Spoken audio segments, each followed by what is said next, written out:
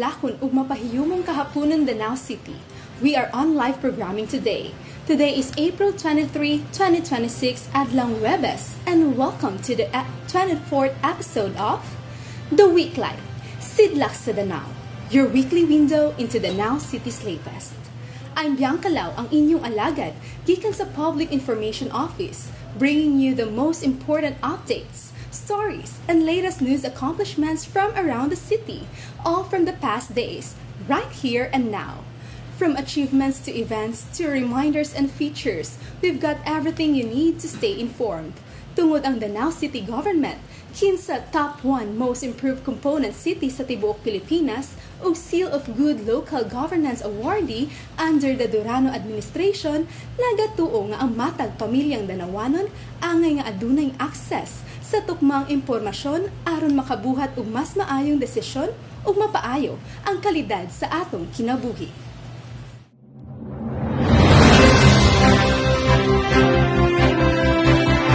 Masidlakong pagsugod sa atong mga balita karong simanaha. World Class Danao City International Ultra Trail 2026 nagmalampuson. Usa ka dakong pasundayag sa kusog, determinasyon ug panaghiusa sa mga trail runners uban sa lig-on nga suporta sa komunidad nga mas nagpasidlak pa sa Danao City sa international trail running scene.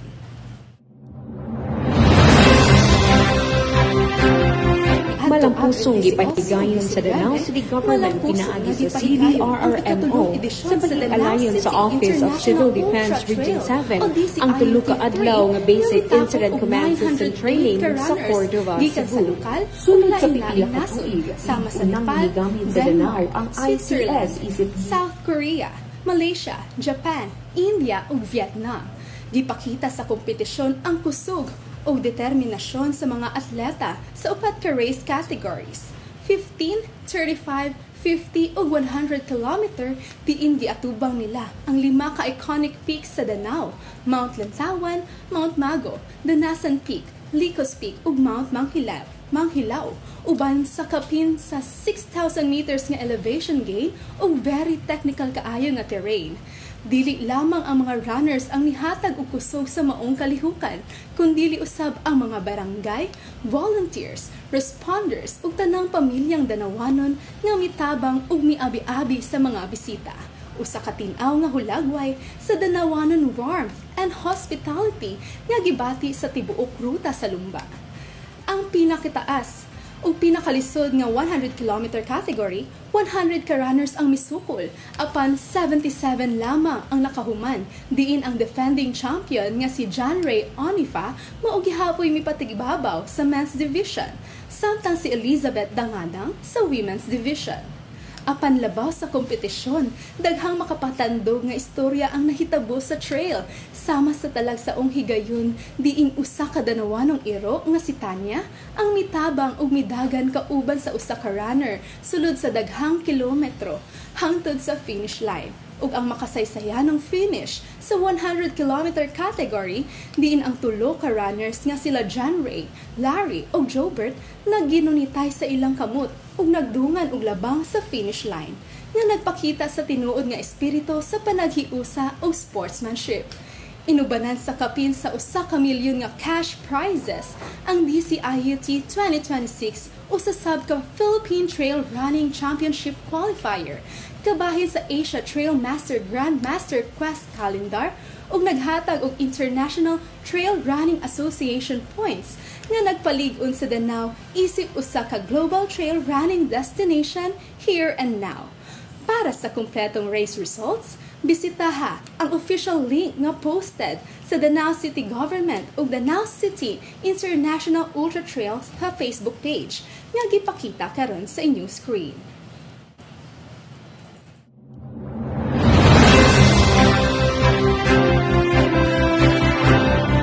Naa na ba mo'y incident command system ang inyong syudad o munisipyo?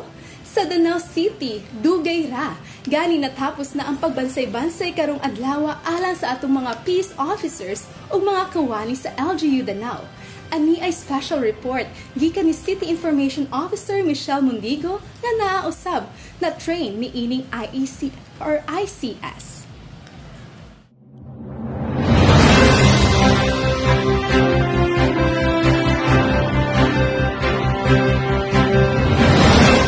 pusong gipahigayon sa Danao City Government pinaagi sa CDRRMO sa pagig-alayon sa Office of Civil Defense Region 7 ang tulo ka adlaw nga Basic Incident Command System Training sa Cordova, Cebu.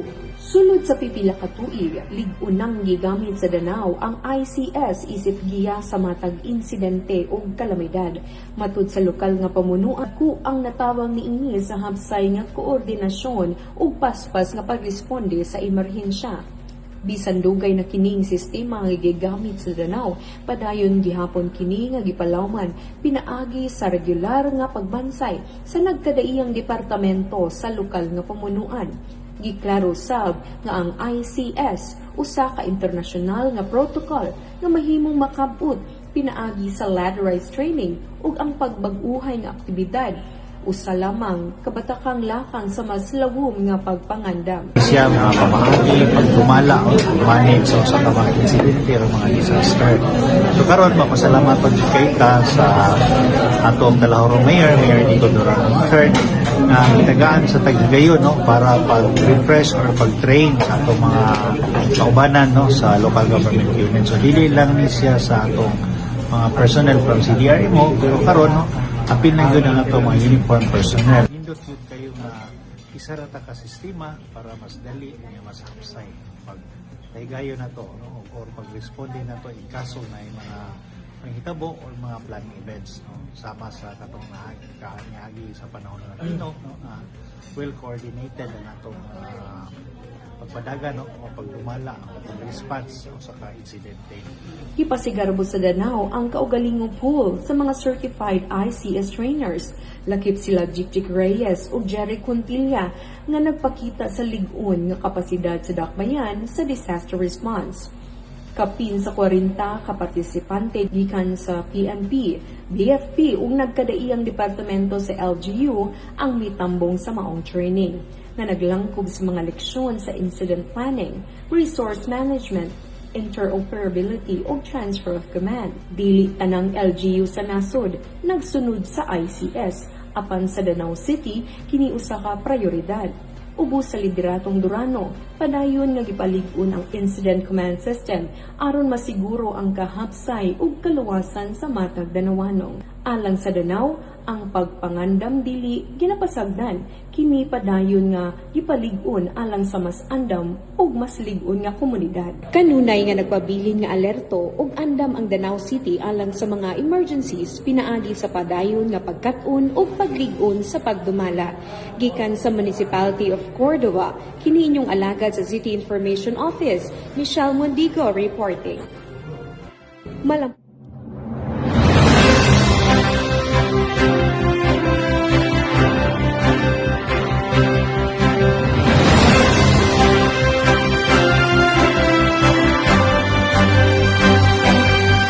Padayon ang paghatod sa libre o dekalidad nga serbisyong panglawas diretso sa komunidad pinaagi sa atong dayong community mobile clinic nga karong simanaha may bisita na sab sa duha ka nagkalain-laing barangay sa Dakbayan.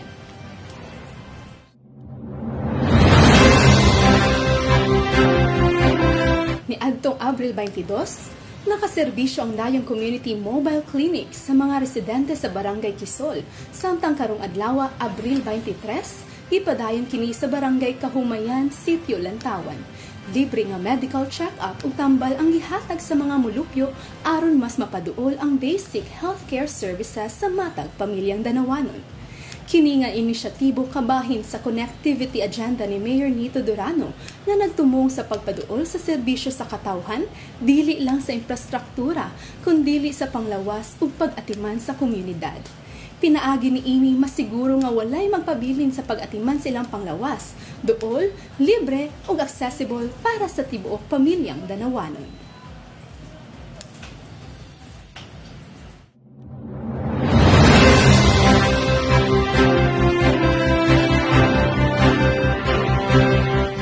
Usa ka makapadasig nga balita, giila o gipasidunggan ang mga solo parents sa Danao City, mga inahan ug amahan nga nag-inusarang nagdala sa responsibilidad sa pamilya apan nagpadayon gihapon sa pagbarog uban sa kusog ug gugma. Ani ang highlights.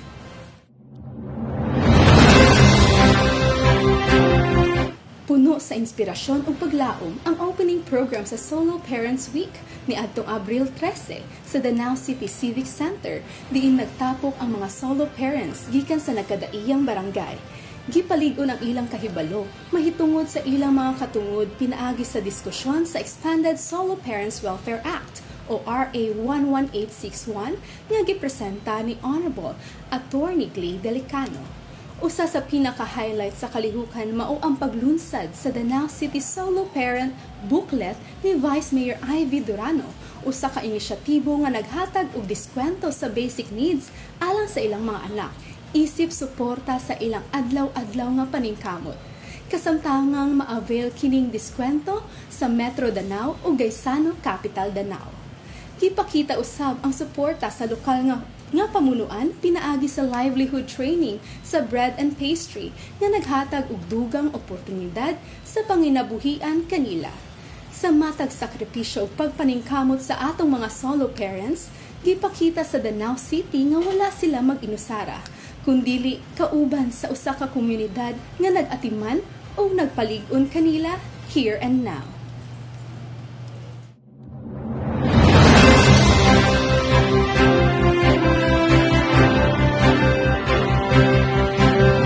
Isip kabahin sa paningkamot nga mapalig-on ang usa ka luwas, hapsay o konektibong komunidad, mga nakatag nga cable wire sa dakbayan, gipang limpyuhan, ani ang dugang update. Gisugdan na sa Danao City ang initial wire clean-up drive sa mga gamay nga dalan gikan sa dayong padulong tuburan ug poblasyon. Isip preparasyon sa mas dako nga joint operation karong Mayo 4 hangtod 8. Nagkahiusa sa maong aksyon ang SICTO, City Engineering Office, Barangay Personnel ug CDRRMO aron masiguro nga limpyo, hanay ug luwas ang mga kable sa atong kadalanan. Matud pa sa lokal nga pamunuan, kini nga inisyatibo dili lang para sa kalimpyo, kundi alang usab sa kaluwasan sa katawhan ug sa pagpalig-on sa internet connectivity pinaagi sa pagtangtang sa delikado ug illegal nga wiring. Sa umaabot nga joint operation, gimando usab ang partisipasyon sa mga telecommunication companies o sa Beco 2 aron mahanay ang tanang kable ilabi na sa National Highway. Kabahin kini sa connectivity agenda sa Durano Administration nga nagtinguha sa mas luwas, mas konektado o mas progresibong Danao City.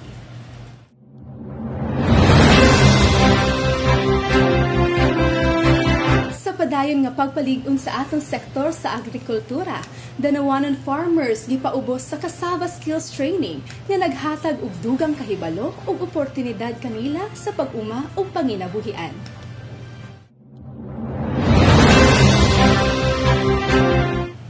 Malampuson nga gipahigayon ang 3-day cassava skills training sa Barangay Baliang, pinaagi sa hiniusang paningkamot sa City Agricultural Services Office o Provincial Agriculture's Office. Gitudluan ang mga mag-uuma sa husto nga pagpili og lugar, modernong pamaagi sa pagtanom ug pag-atiman sa cassava, lakip ang pest control, harvesting ug post-harvest handling. Gipaila usab ang cassava processing ug value-adding techniques aron makabuhat sila og mga produkto nga mas mapalit sa merkado ug makahatag og dugang kita kanila. Pinaagi niini nga training, mas napalig-on ang kahibalo ug kapasidad sa atong mga mag-uuma. Usa ka dakong lakang padulong sa food security, sustainable agriculture ug kalambuan sa komunidad.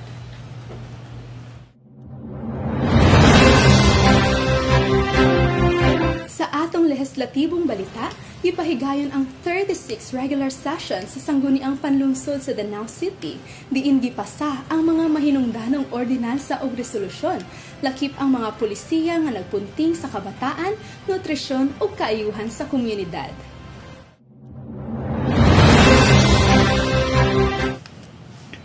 Atol sa maong sesyon, giaprubahan ang daghang ordinansa na nagpalig-on sa programa alang sa kabataan, lakip ang Early Childhood Care and Development System, National Feeding Program ug ang first 1,000 days nutrition program.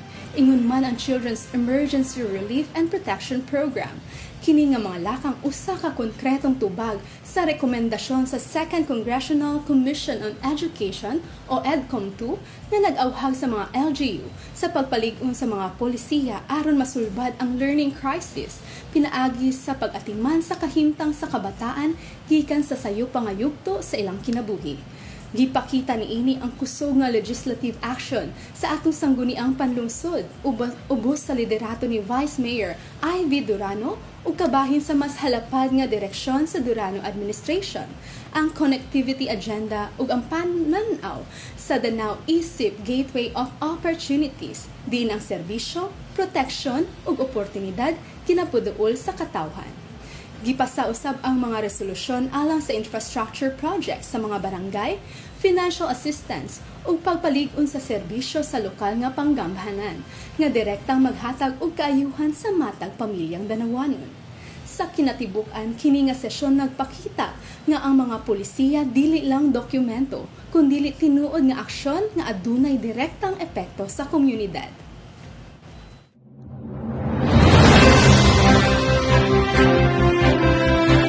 Sa laing balita, Danao City, gipangandaman ang peligrong epekto ni El Nino, pinaagi sa pagpalig-on sa mga lakang sa preparedness o mitigation sa lokal nga panggamhanan.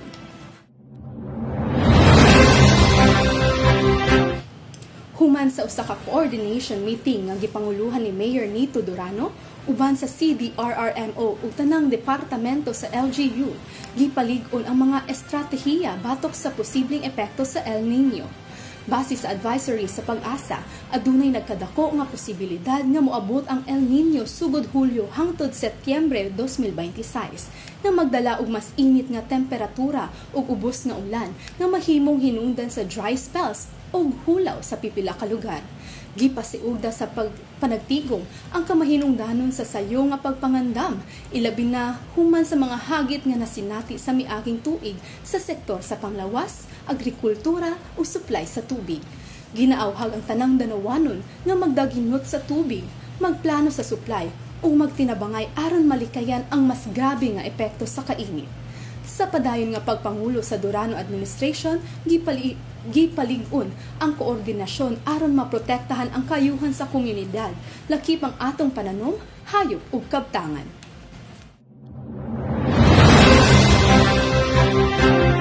Sa laing balita, ikaduhang tindahan sa Paglaom, opisyal nang giturn over sa Danao City nga nagpadayon sa paghatag og oportunidad sa panginabuhian alang sa mga pamilyang Danawanon. Kinsa ang benepisyaryo, aniya ang report. Ang ikaduhang benepisyaryo sa tindahan sa Paglaom mao si Miss Jocelyn Huntilla, usa ka inahan gikan sa barangay poblasyon nga puno sa paglaom ug determinasyon nga mapalambo ang iyang panginabuhian. Alang kaniya, dako kini nga higayon aron makatukod og lig-on ug long-term nga kita alang sa iyang pamilya ug iyang gisaad nga paningkamutan ang maayong pagpadagan sa tindahan.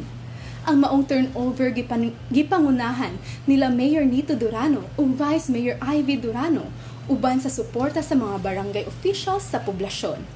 Pinaagi sa padayon nga liderato o sa connectivity agenda sa Durano administration, ang tindahan sa Paglaom nagpadayon nga mahimong tulay sa mas daghang oportunidad, nagpalig-on sa panginabuhian o naghatag og paglaom sa matag pamilya nga nanginahanglan.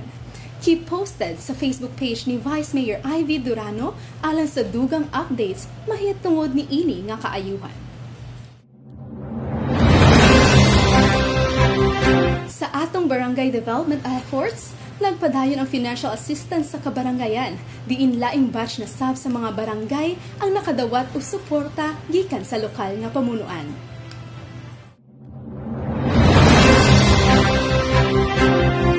Padayon ang pag-apod-apod sa financial assistance alang sa barangay development programs nga gipanguluhan nila Mayor Nito Durano, Vice Mayor Ivy Durano, uban sa mga miyembro sa sangguniang panlungsod. Lakip sa mga nakabenepisyo niini ang mga barangay sa Dungguan, Santa Rosa, Manlayag, Santikan, Poblasyon, Kabungahan, Look, Suba, Maslog ug Malapok. Ang maong suporta gitumong alang sa mga proyekto o programa nga direktang makatabang sa komunidad, gikan sa socio-cultural activities, development initiatives, hangtod sa uban pang prioridad nga panginahanglanon sa matag barangay. Samtang nagpadayon ang maong inisyatibo, lahi na sab nga mga barangay ang gilauman nga makadawat ni ini sa mga mosunod nga hugna.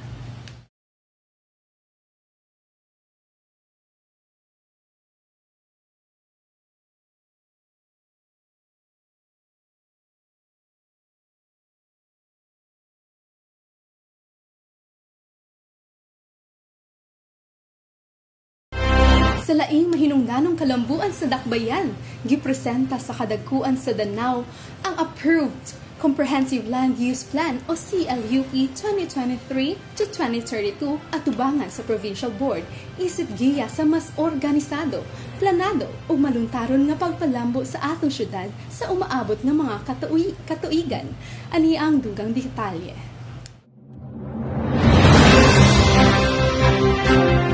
Niadtong Abril 13, mitambong ang Danao City Government sa regular nga session sa 17 sangguniang panlalawigan sa Cebu sa provincial capital aron ipresenta ang Comprehensive Land Use Plan o CLUP 2023 to 2032 ug ang revised Comprehensive Zoning Ordinance sa Dakbayan.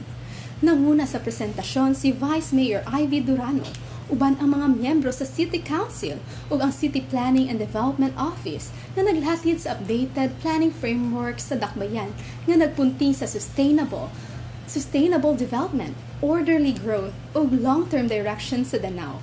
Matud pa sa lokal nga pamunuan, ang CLUP magsilbing giya sa pagpadayon sa kalambuan sa syudad, gikan sa pagdani og investments, pagmugna og trabaho, pagpalig-on sa food security, hangtod sa pagpalapad sa social services nga dili makompromiso ang kinaiyahan.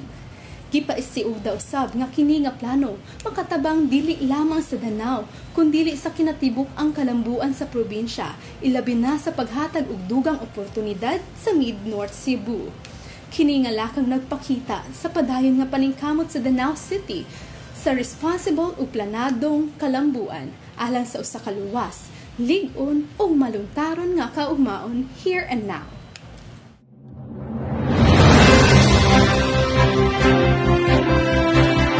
Sa laing balita, drone pilot training giandam na human sa bag-ong partnership sa Danao, Singapore ug Korea nga nag-abli og bag-ong oportunidad alang sa mga Danawanon sa larangan sa modernong teknolohiya ug pagpalig-on sa disaster response capabilities sa Dakbayan.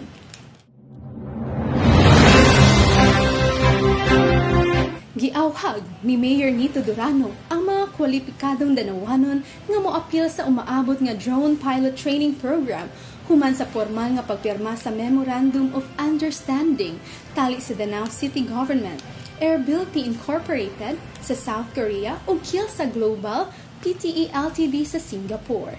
Ang maong programa kabahin sa 6-month trainers training initiative nga nagtumong sa pagpalambo sa kahibalo sa drone technology, ilabi na sa disaster response, search and rescue, ug uban pang modern applications. Ang mga trainees gilauman usab nga makadawat og international certification gikan sa mga eksperto sa Korea. Mahinumduman nga ni atong Nobyembre sa miaging tuig, may bisita kining atong mga international partners sa Danao City aron tukion ang posibleng kolaborasyon sa drone technology nga karon nahimong formal ug umaabot nga programa alang sa Dakbayan. Matud pa ni Mayor Nito, kabahin kini sa padayon nga connectivity agenda sa Administrasyong Durano nga nagpalig-on sa Danao isip gateway of opportunities nga maghatag og dugang panginabgian og technical nga kahibalo sa komunidad. Mga Danawanon, at ni ang mga musunod nga updates kabahin ni ini nga programa. Dinhi lamang sa atong official Facebook page, Danao City Gov.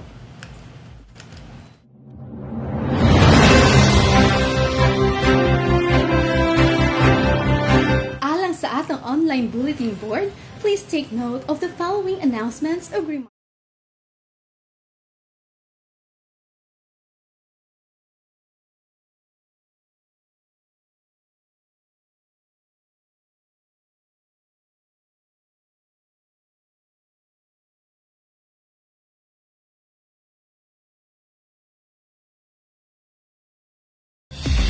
Aduna kay kailang danawanon nga angay pasidunggan, it's time to give them the recognition they truly deserve. Abli na ang nominasyon para sa Garbo sa Danao Award. Subay sa Ordinance No. 2025-18-218, mamahim nang mag-nominate og mga individual nga adunay mahinungdanong kontribusyon sa atong komunidad, misidlak sa ilang natad ug naghatag og dungog sa dakbayan. Adunay unom ka mga categories sa award. Category A, B, C, D, E, ug ang gitawag nga posthumous award. Ang mga description o criteria niini mabasa sa post nga naka-flash sa inyong screen. Mahimo sab kini basahon mismo sa atong post sa Danao City Gov alang sa dugang kasayuran. Deadline na sa nomination karong Abril 27, 2026. Kung adunay ganahan i-nominate, bisitaha ang Office of the Secretary to the Sangguniang Panglungsod ug i-fill out ang nomination form. Abli ang maong opisina matag Lunes hangtod Huwebes, alas 7 sa buntag ngadto sa alas 6 sa hapon.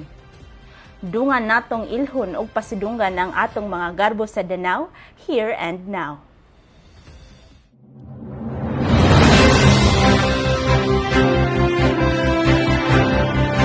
Ito ang mga announcements nato for this week mga Danawanon. And for this week's feature, tan-awon nato kini.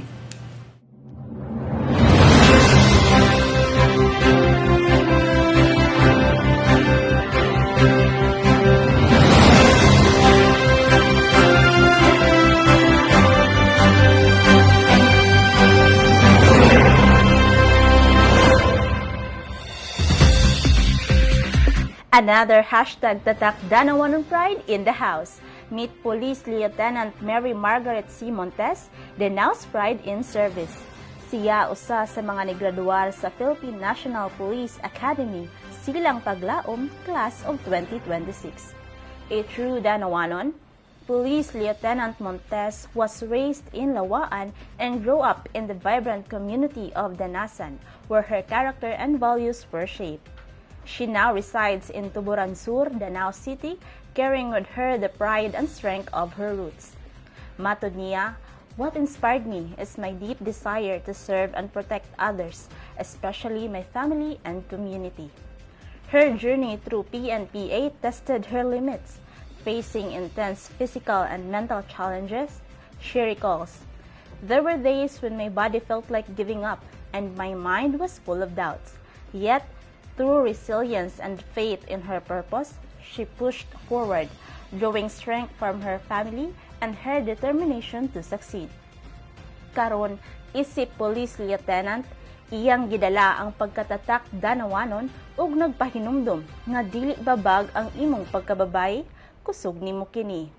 Danao City is proud of you, maong padayon sa pag-alagad.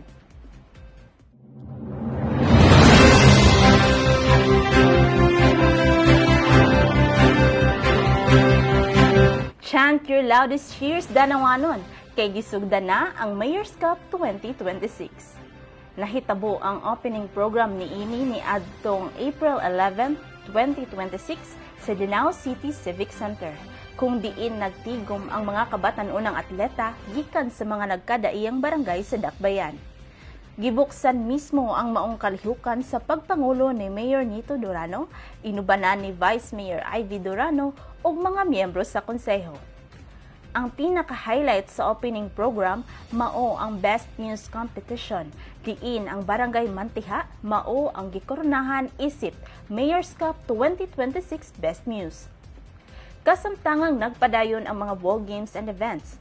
Para sa timely nga updates, schedule ug announcements mahitungod sa atong sports lineup this year sama sa basketball, volleyball, sepak takraw, table tennis, dance sports ug badminton, i-follow ang Facebook page sa Danao City Sports.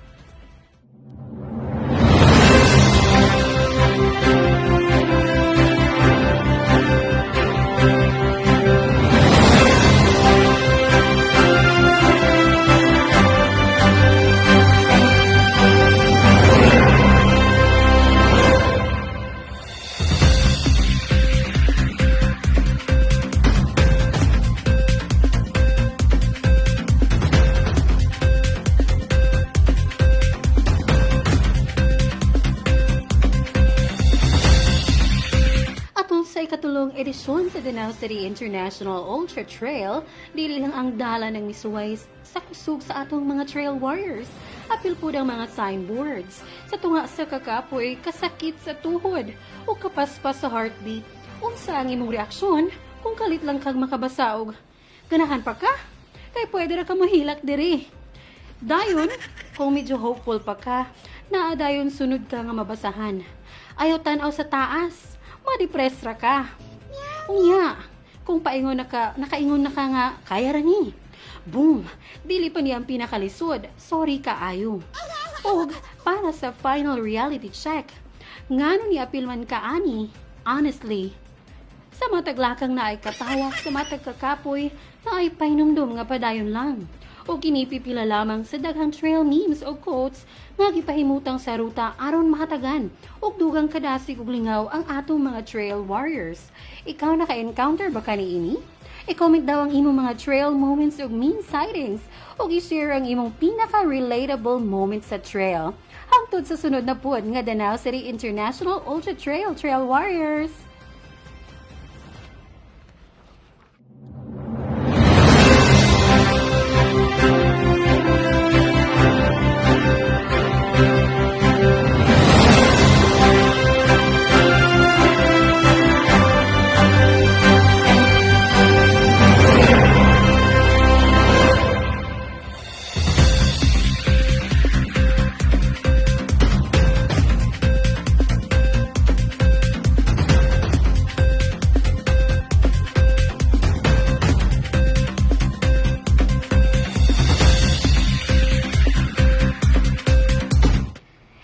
Joke time, Pamilyang Danawanon, for this week's kanang kuan ba? Ning share og joke ang atong mga commenters nga para nila katawanan gayud kaayo. Ani ay entry ni Jerilyn Sestoso. Iyang entry kay unsay tawag sa pagong na nasaad. Di, wala ka turtle. Pretty ka funny dyan kaayo ka day, Jerilyn. Ana po'y pangutana si Roxyville. Sugot ka, bumbero ka. 1 million ang sahod nimo per day, pero kung naay masunog, laway lang nimo gamiton para puwasa kayo. Grabe jud kayo, Roxyville ha, bantay ha ikaw ha. Matod pa ni Marjorie C. Baay, sugot ka na kay power kurente. Pero magbayad sa lagi ka Sebeco. O speaking of Sebeco, yung mga due date guys, nabayaran na ba? Og anapay daghan pag sa atong comment section. Proof nga grabe gyud og humor ang mga Danawanon. Masidlakon ang kinabuhi kung kita malipayon maong bisan gamay nga butang, mahimuan og paagi para mahimong lingaw here and now. Sa sunod na sab nga kanang kuan ba? Basin ka muna ang sunod nga ma-feature Pamilyang Danawanon.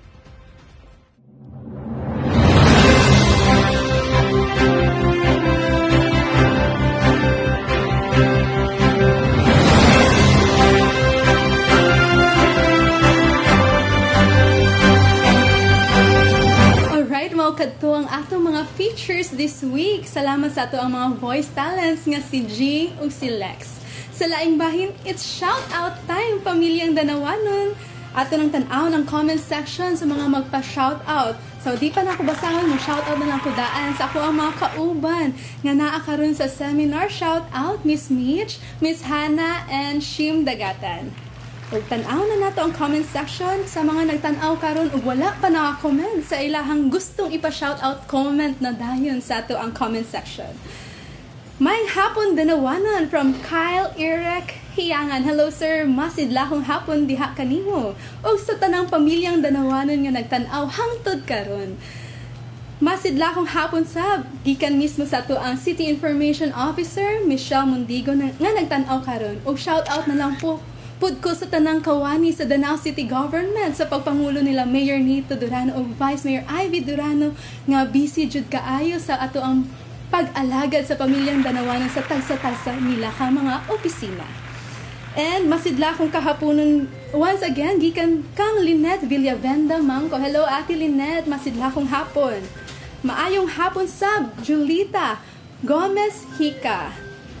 Masidla kong hapon danawanon from Johanna Tanhay Almeres. Usa sa ato ang mga pitik partner, local, Danao City Local Creatives Partner. Daghan kayong salamat, Miss Johanna, sa imuhang pagtambong sa ato ang DCIUT 3 and for helping us tell the stories of that trail event. And wow, balita Danao from Ermi Hihan Banzon. Yes, every Thursday na ni ato ang Sidlak Weeklight, Sidlak sa Danao, your weekly window into Danao City's latest. Kay ang ato ang opisina from Monday to Thursday man, except sa mga frontline offices nato. So ato nang gimove ang ato ang news or Weeklight sa matag Webes na ta pamilyang Danawanon. So matag alas 3 sa Webes magsugod na ang ato ang Weeklight. So stay tuned, matag Webes pamilya. Masidla kong hapon, shout out Shim Dagatan, ato naning na shout out ato ang maambungon nga kauban sa buhat sa Public Information Office. Shout out di from Shara. Hello Shara, ako ang very cute nga classmate pag grade 3 ug sa tanan na akong classmate sa grade 3 dili na lang tamo sa tagsaon kay maugmaan ko diri sa ako ang live karon. Shout out ninyo and see you all sa August 2 sa ato ang reunion. Shout out Sir Toledo. And shout out Jing Banilad Cal, my seductive workmate, gikan kang Shim Dagatan. And ganahan daw siya sa imuhang love. Diba? Nindot kayo atong voice talent karon gikan gihapon sa City Information Office mo to si Jing Banilad Cal to. Ang nindot kayo mo katawa, magkatawa ka og apil sa mga jokes. Samutan pa sa iyahang pagkatawa sa mga jokes. Hi Miss Bianca! From Lynette Villavenda man ko. Hello Ate Lynette. Shout out ko sa akong uyab diha. Naakaron ang ato ang ubang team nato sa City Information Office sa pabahay program na dito ang imong uyab Ate Lynette. Imuhang bana. So shout out kaninyong tanan. Maayong hapon bay Biangs. Shout out. Unsa to? Yes man, Esmer. Well, yes sir, jud na ako. Pero yes man, Esmer Flores, usa sa itong mga Danawanon vlogger ug alhagad sa pamilyang Danawanon. Shout out nimo, Sir Esmer Flores. And kinsa pa'y magpa-shout out? Shout out sa maanyag Anchor Biangs Garcia. Gwapa ka diri girl. So diri ra di ay girl. Diri ra ko gwapa. Feel na ko mas gwapa ko sa personal mga Danawanon. So tuo mo guys. Ala, silence means yes. Bitaw. So, murag mao naman siguro ang mga nagpa-shoutout karon. So, mga Danawanon, kung dili na nako mabasa inyong shoutout, stay tuned na lang jud matag Webes 3 PM para i-comment dayon ang inyong mga ipa-shoutout anang adlaw. So, padayon na ta, and that's a wrap for this week on The Weeklight. Sidlak sa Danao, your weekly window into Danao City's latest. Sa kaalam aduna tay gahom, o sa tinuod nga serbisyo aduna tay paglaom. If you found something that sparked your interest, i-share kining atong balita. Like and follow Danao City Gov on Meta and visit danaocity.gov.ph as Danao City Government's official website. Sa ngalan ni Mayor Nito Durano, Vice Mayor Ivy Durano, city officials, o tibuok pwersa sa Danao City Government, kini si Bianca Lau, gikan sa City Information Office, reminding you, stay informed, stay involved, stay connected and empowered.